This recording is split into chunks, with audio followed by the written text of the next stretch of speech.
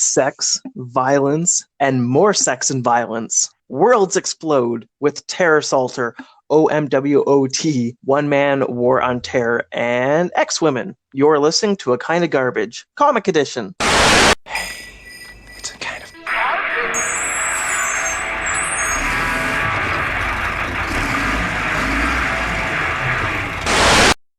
So, Cody, this is the first edition of comic books for the podcast. This episode, I asked you to take a look at one of my, not favorite comic books, but favorite artists that drew this comic, and it's X-Women. What did you think?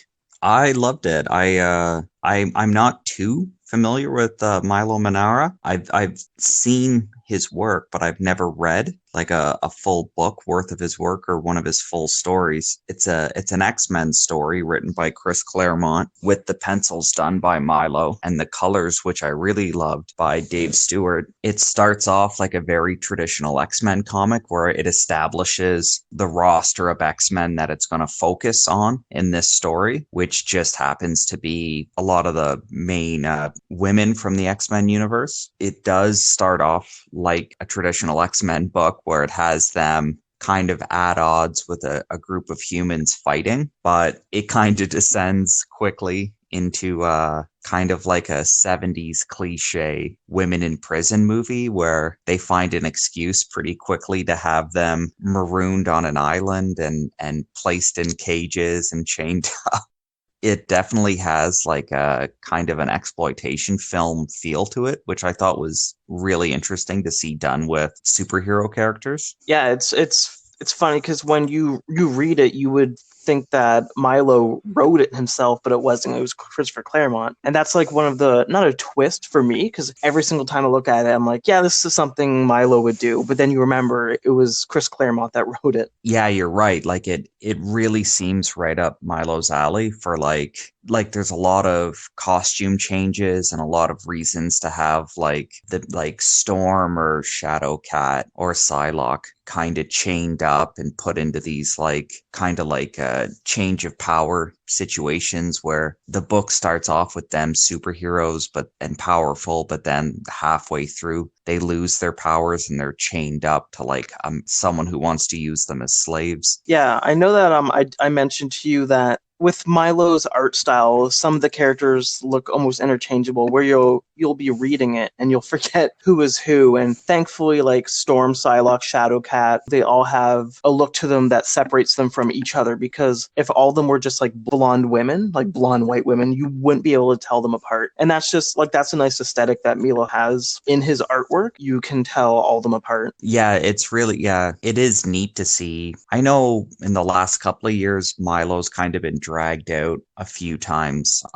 just on him drawing female anatomy. Like I remember there was a Spider-Woman cover that he kind of got called out over for it having like really distorted female anatomy, which I kind of think is weird because reading this book, especially with it kind of it having a feel like a really traditional 90s X-Men comic with them going on an adventure in like some exotic land. It really had like a 90s feel, but it didn't have that 90s extreme visual aesthetic to it of like, you know, all the women are super thin and have super long legs and everyone's fighting in razor sharp high heels. And you know what I mean? Yeah. Yeah, I thought that like the anatomy work was actually subdued in this, which I think is funny just because it's Milo and that's kind of what he's famous for now. Obviously, I think you're right when you say that like Chris Claremont wrote this specifically for Milo because like I don't want to say bondage, but it is like a central theme to the book. Like the book opens up with them rescuing an imprisoned woman and then them becoming imprisoned, the rescuers becoming imprisoned by someone else and then going to rescue a different imprisoned Marvel Girl and Emma Frost. So it definitely, you're right, like it does seem geared right towards Milo's style of like exploitation and like women in peril. What was something that made you want to recommend this book? Like, what's something that you really liked about this book, Adam? The biggest thing would definitely be the art style.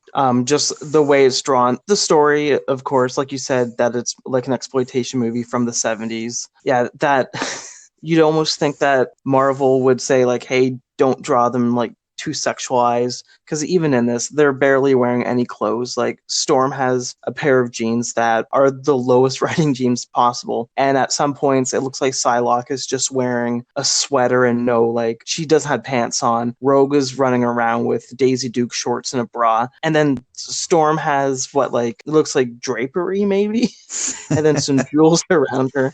I just can't imagine that Marvel would ever ask Miles, like, hey, will you come back and draw another comic for us? Because I don't know how well this sold. It was just a one shot. And I grabbed this book off the rack when it was brand new just because I recognized the art style. And it's like, hey, it's Milo. Like, I'll grab this. And I probably paid like $5. And now it is a comic that relatively people are looking for because of the artwork inside. Yeah, that was something. The art, you're right, is kind of the highlight of the book, because I would say, unlike a traditional X-Men comic where you might establish it with an action scene, or you might establish the book with like maybe the X-Men in civilian clothes and then something happening, and then you have, the scene of the X-Men getting ready to go into battle. This book does have like a lot of, it jumps around from like location to location, and every time we're introduced to a new location, Milo isn't afraid to like change up what they're wearing. So you go from it introducing the X-Men and they're in their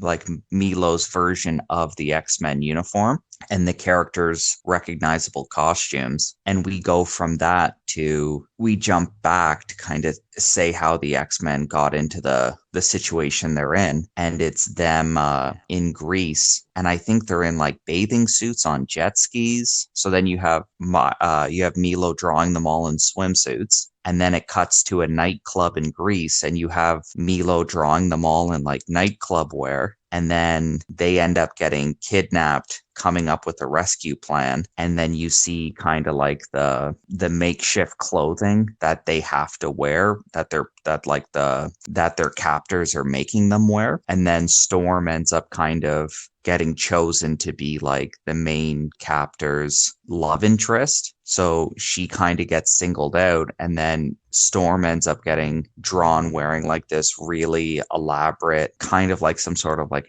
exotic dress. Like, it's, Milo is not afraid to like really change up how the characters were looking, which, considering it's one comic, it's one story, and I think the characters all go through 4 costume changes. I thought that was really interesting. The costumes definitely are the best part. My absolute favorite scene from the book is, it just automatically remind me of the scene from Escape from LA, where these paragliders come in out of nowhere.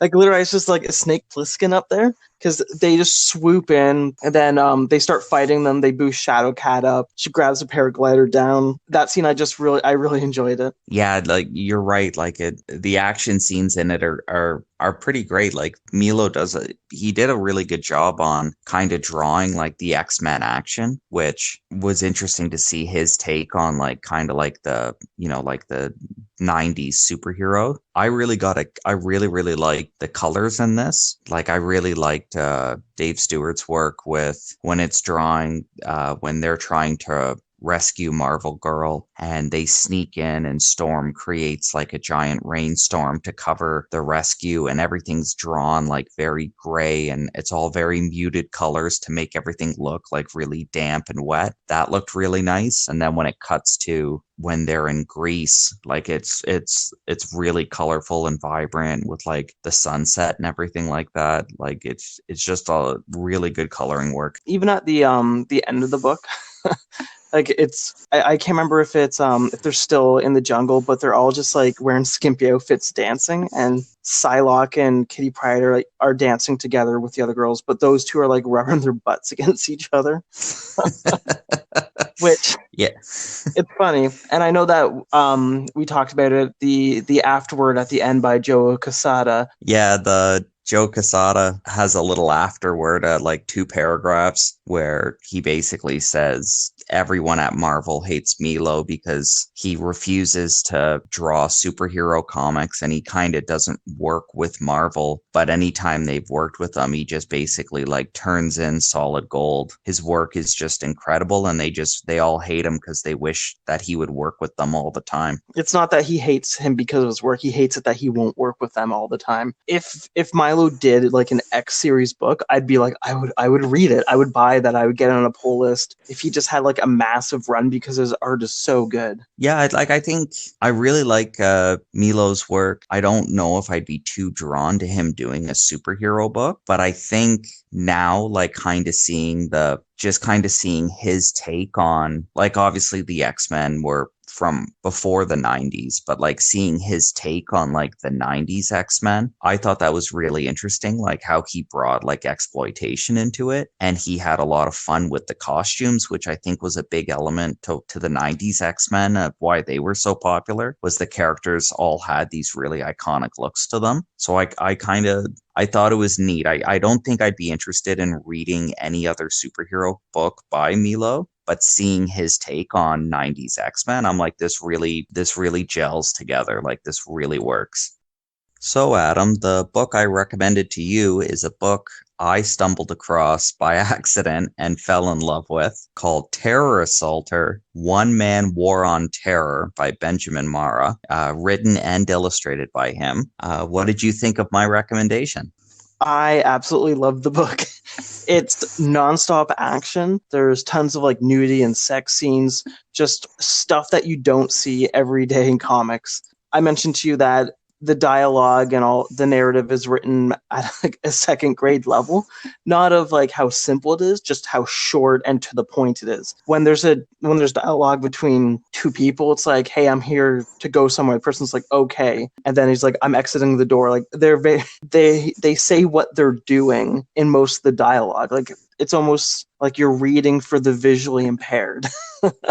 Yeah, that's something I really loved, especially like it drew me in at the start, was like the dialogue is insane. Like, it almost prefaces the action. Like, his dialogue to the bad guy is, I'm going to punch you, and then he just punches him. Like, it's insane. Like I said, he'll say like, I'm gonna punch you, and he'll like punch the guy in the throat, and then the bad guy's like, you punched me in the throat, my neck is broken. So the One Man War on Terror is an operative from the group. I guess the group is the Terror Assaulters, that was formed by George W. Bush after 9/11, and it's to stop terrorists from attacking the United States. And basically, the character looks like an action figure. When you see them moving throughout the comic, they look like action figures too. They have like 7 points of articulation, their knees, their elbows, their hands, their hips. Just, they're very wooden, but it looks really good. And the artwork kind of reminds me of early Mike Judge, just super simplistic faces and shadows. And that's not a knock on it whatsoever. Like, it really works for the style that he's going for. Well, I think what I loved about the art style was like the premise of the comic is just like the childish approach towards like global politics and like how we have to deal with terrorists. So like, it's almost like post 9/11, it's almost like a child came up with the policy where it's like, we'll blow everyone up before they have a chance to maybe blow us up, and then we just won't care about the consequences. The art style like matches that childish approach, where it literally looks like a child illustrating like what a child thinks like we should do to keep our country safe. So it's just a guy running into buildings and like shooting everyone, kicking people out of windows, and everything is drawn like really flat, and there's not a lot of perspective. Like, the perspective changes in this book is what I love, is because there's entire sequences just drawn from like flat head-on perspective, and then when it goes to try to get stylized, the perspective is like, whenever there is a perspective change, the anatomy is all thrown out of whack because it's just showing like the artist like just doesn't know what he's doing. There's a scene where the main character and he's chasing a jeep. Oh, sorry, not chasing a jeep. He's chasing a car, and they go over a jump for no reason. Inside the car was like the damsel in distress, which she falls out of it, just smacks the ground. He gets into another car that he hijacks. She thanks him for saving his life, and he's like, "You can pay me back by having dinner with me." Drops her off at her apartment, and then he's like, I'll come back later. And then when he visits her, he literally just goes in there. They're having a talk, and then she starts taking off her clothes. And I think this is the first like sex and nudity scene in the book where it comes out of nowhere. It's in a way that she starts undressing, and then you flip the page, and all of a sudden, like, oh, there's her boobs. And then he just turns her around and pulls down her underwear and just starts like licking her, and she's like, yeah. And he starts taking off his clothes. The sex scenes are literally drawn as if like it's something that like a kid in grade 7 like scribbled in the back of like a science textbook.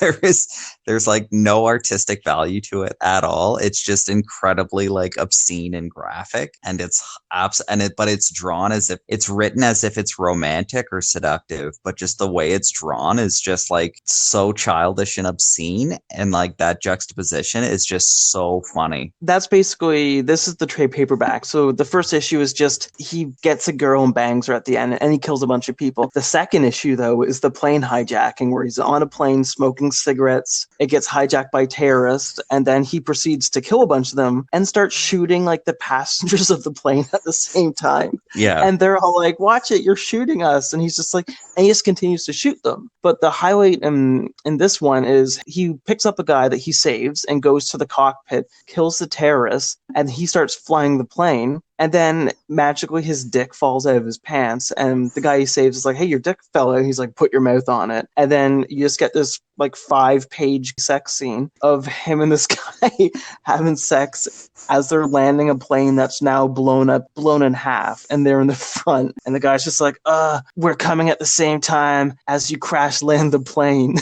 Oh yeah, that like by the time I got to that scene, I think I had set the book down like 3 times just so I could like I was absolutely in tears. I'm like, this is the most insane thing I've ever read in my life. It's this he's written and drawn this huge action sequence of like a giant passenger jet crash landing because the pilot's dead. And it keeps cutting to like this plane like skidding off the runway and catching on fire and passengers screaming. And then it just keeps cutting to him having sex with just another guy in the cockpit. I like for no reason. Like it's just so out of place and so obscene and so funny. There's a couple of other like little stories, but I think the biggest one is, and this is going to get to the end of the book, one of the people that he meets gets a sex change while in jail and then takes him to court saying that he's the father of her child. And then the judge is like, you're the father of the child, DNA test, and he sentenced the guy to marry the woman. It's like, now you're her husband and that's your kid. And as they leave, he's like, you're a traitor agent. And then she's like, yep, I had a sex change while I'm in prison. This kid is a clone that I got from your DNA. And they literally just start living their lives. He just accepts it. Yeah, it sets up this whole story that someone who's trying to get revenge on him has made this elaborate plan to like basically infiltrate his private life to kind of like attack him when he's least expecting it. But then it just turns into they just start a relationship. And that's just goes into him like living his life at, I guess, his office job where he's just the coolest guy. Everyone's like, you're so fucking cool. And then the one guy's just like, you're the coolest. And he goes, but you, man, you're the fucking King Wolf. And then they just start making out. And then the 2 guys go to the bathroom and have just more sex in there, which then right afterwards, they go to the strip club. And he's just like, that girl up there, she likes you, I can tell. And then he goes to a private room and just starts fingering her butt and having sex with her. And then he gets home to his wife and she's like, it's like, I know you're having sex with other people. She starts crying and then he just opens up her shirt. She's like, my breasts are exposed. And we have to establish that like, so he's basically, the book is now setting up that he's cheating on his wife and his wife is like basically calling him out on his infidelity. But his wife is a double agent who's who's supposed to be enacting this huge plan to like infiltrate his life to get back at him. But now they just have this mundane life where like he's cheating on her and now she's distraught that she's being cheated on. Like, but his wife Yeah. his wife is supposed to be killing him because his wife is secretly the man he sent to prison like years ago. It's absolutely insane. Which is funny that she's like, I know you're having sex with other people, because beforehand they go to a department store and he's buying her lingerie to make it easier to have sex with her. And then he has sex with the lady who's helping them purchase it. And she's just like, I like to watch. So I don't know why she's getting all upset. Afterwards, they want to go shopping at a mall and somebody steals his parking spot and he proceeds to beat him up. And his wife's like, he's a community leader, stop. Then he just like walks over the person's body, looks into the sunset, and is it King Arthur? He's just staring at a vision of King Arthur, and then the book ends. And that's it. And around that last page, you're just like, what? Not only the best thing about the book is the whole time you're reading it, you're just thinking to yourself, what am I reading? At the end, when you see the image of King Arthur above the sun, you literally just say to yourself, what the fuck did I just read? It's over 100 pages, but it feels like 5 minutes go by because of how much dialogue there is, and it's mainly just action, but it's just such a good read. It starts off as like the life of this secret agent guy who's getting back at terrorists for 9/11. And then it literally ends with his nemesis is now his wife, and they've completely abandoned plans to get back at one another. And they're just living this like weird suburban life with like weird sex scenes intercut between. It's like his, instead of saving the world from terrorists, it's just him punching people in a parking lot and then just looking into the sunset like, this is my life. To be fair, the one thing that we did skip over is after he saved a bunch of hostages, President Bush takes them to meet the lizard people, Illuminati. Oh, yeah, I almost forgot about that. And they give him like billions of dollars, and he just looks at them and then walks out. So I'm sitting there thinking, is that him rejecting the money or him just being like, oh, okay, because like his job is done. The lizard people with hoods gave him money. There is no like. Yeah, they're wearing like this weird Illuminati. Yeah, it's trying to establish that there is like an Illuminati running the country, but the Illuminati, giant lizard people. Yeah, it's literally like the most cartoonish, every conspiracy theory rolled into one. Like the Illuminati are like the lizard people that never evolved, that secretly run the world underground. And yeah, it's amazing. Like every couple of pages in this book, it introduces like a new plot beat where you're just like, I have no idea where we're going next. That's what sold me on the book the first time I read it, was I have no idea where this is going. This book could do anything, say anything, show anything, go anywhere. And you just have to accept it as a reader and be like, this is where we're going. Like, this is the beat. At the end of the day, would I recommend Terror Salter to people? Absolutely. Would I recommend X-Woman to people? I would as well. I think people might enjoy Terror Salter more.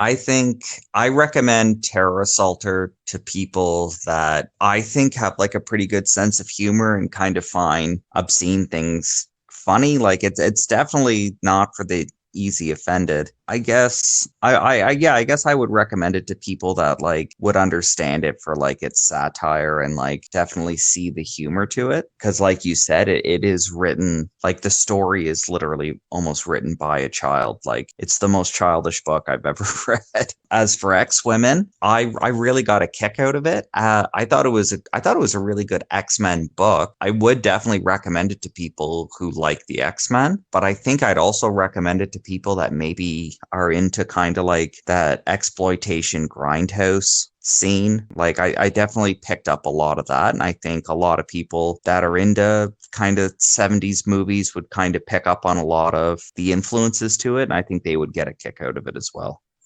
So because these are the first two comic books we've looked at, we have to rank them. How would you rank these off bat? As comic books, I would probably put X-Women ahead right now. I think there's a lot I liked about it. It has a fun X-Men story. The art's amazing. The color's great in it. and I really love one-shot books. I don't think there's anything better than when a comic team can do like a one-shot that sets up the story and it has good action and it resolves the story and it can do all of that in one comic. I think that's like such an art to do. And I think that this X-Women does like an amazing job at that. So I would put it ahead of Terror Assaulter. Yeah, Terror Assaulter, I still love it. I think it's an amazing book and it's just so weird and it stands on its own and I don't know what you could compare it to. For me, it's such a toss up because X-Women has way better art, way better story. Like as a piece of artwork and literature, it's way better than Terror Assaulter. But Terror Assaulter as just an entertaining medium that you get to sit down and take in, Terror Assaulter is more entertaining than X-Women. Because of that, I would put Terror Assaulter before X-Women. It's like just a smidgen. Like I enjoyed this way more, and that probably just says something about me. Yeah, no, I totally get it. This is Adam. I hope you enjoyed listening to our first episode about comic books. It was a short, sweet one. Cody? Yeah, thanks for listening, and I think we'll probably do another comic one soon, so hopefully you guys tune in for that as well. And don't forget, you can find us online through our social media accounts on Twitter and Instagram, both at A Kind of Garbage. You can also email at us at akindofgarbage@gmail.com with any comments or questions. Be sure to check us out at akindofgarbage.com, as well as our Patreon page at patreon.com/akindofgarbage, where you can get access to our Discord channel and Patreon exclusive podcasts. Thank you again for joining us, and be sure to tune in next time.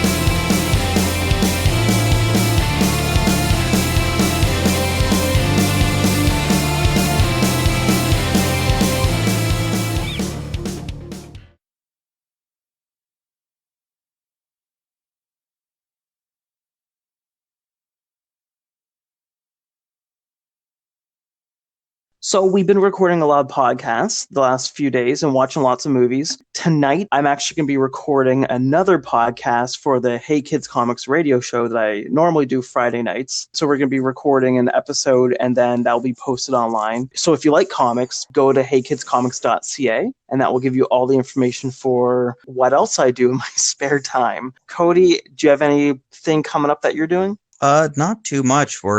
Obviously we're still filming this during the whole COVID-19 thing, so everything's been kind of slow, but I've just been kind of catching up on some books, and I'm trying to think. The last one I pulled out of my shelf was a while ago. I bought some of the issues of the Guido Creepex collection, and I'm trying to get through those, which they've definitely been interesting. They're a little all over the place because it's just kind of an assorted collection of his works. Other than that, my girlfriend got me for my birthday the Criterion collection of the original Godzilla movies, and I've been slowly watching them and just loving them. Did you see the updates for the Prophet movie, Rob Liefeld's Prophet? I did. I know I follow him on Twitter, which is almost painful at times, like just his social media managing. Yeah, he's saying that it's going forward, but I honestly think, like a lot of other Liefeld stuff, I think somebody is just holding on to the rights to it, just hoping to see if someone else wants to put the money into making it. Like, I think people are just holding it, hoping that someone wants to buy it off them instead of them making it. If that movie comes out, everyone just really needs to jump into their dollar bins and start grabbing those early issues. Yeah, which I've read a little bit of the Liefeld of the original like 90s Prophet, which I guess is an interesting enough run, but it's Captain America. Like it's a soldier who's like frozen in time and then thawed out. So the only interesting thing I've really seen with Prophet was like the Brandon Graham run, where it kind of takes the concept of a soldier being frozen in time and thawed out, and it just turns it into they've frozen clones of Prophet, and he's almost like a break the glass in case of emergency thing. So they're scattered all over the place on planets and on spaceships and everything. And in case there's an emergency, it kind of that's when one of the prophets is released, and it's kind of like his job to solve that problem. I can't recommend the Brandon Graham issues of Prophet. I can't recommend enough. I thought it was such a cool idea.